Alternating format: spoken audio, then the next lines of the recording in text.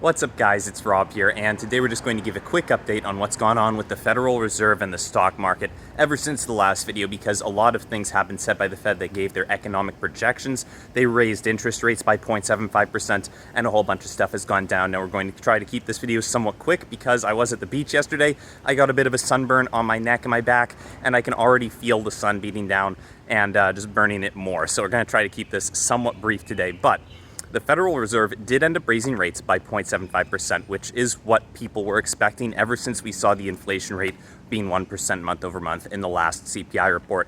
Now, overall, we actually got a best case scenario. The stock market remained pretty stagnant for that release because it had already priced in the expectation that the Fed was going to raise rates by 0.75%. People already kind of knew they were going to do that once they saw that inflation had risen as high as it was. So the Fed also updated some of their other projections. They're now estimating that by the end of 2022, inflation will be at 5.2%. Now, this is actually declining from where it's currently at 8.6%. We'll see if the Fed is right about that. They already had to raise that number from 4.3% in their prior estimates because inflation has just been so persistent and continued to go up and up and up. And obviously, any changes in the current geopolitical system that we've got going on with Russia and Ukraine could cause that estimate and projection to change even further, potentially to the upside if there is more of a slowdown with oil and gas. That's really a big area of the economy that's being impacted by the whole situation worldwide and is overall a big detriment to inflation. You know, the worse that gets, the worse inflation gets.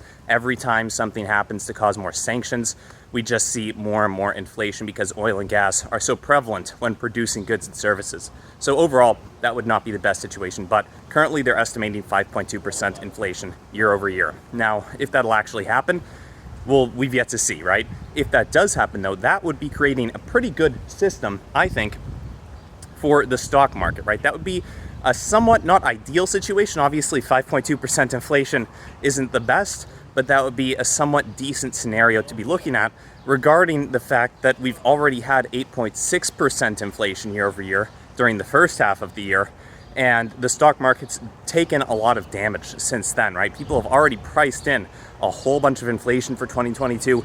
Stocks have dropped dramatically. The S&P 500 is down over 20% from its highs back in January.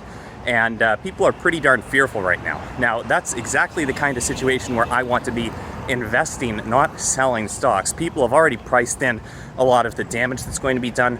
They've already priced in a bunch of Federal Reserve rate hikes. And now we've seen, now that the Fed has raised rates by 0.75%, we're actually seeing stocks remain somewhat stagnant. The S&P has not dropped since they've actually done that. So all in all, it's looking like a pretty not necessarily bullish situation, but a potentially bullish situation over the long term, right? That's what I'm looking for when I'm buying these stocks that I am right now.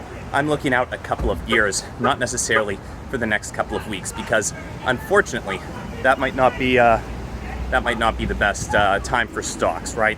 But it's certainly not the best time for cash. I would much rather be holding stocks that are remaining somewhat stagnant than be holding cash that's perpetually losing value, not just year over year at this point, but in massive ways, month over month, we're seeing inflation really take a hit to the dollar. The dollar is now just essentially plummeting, right? We're just seeing it move down and down, and that really is one of the last things that I would want to be holding, especially when the Fed is only raising rates as little as they are, right? We're only around 1.75% annualized federal funds rates, and that's just not something that I want to be collecting while inflation is currently at 8.6%. So that's the quick update that I've got for you guys today. Hopefully you enjoyed it.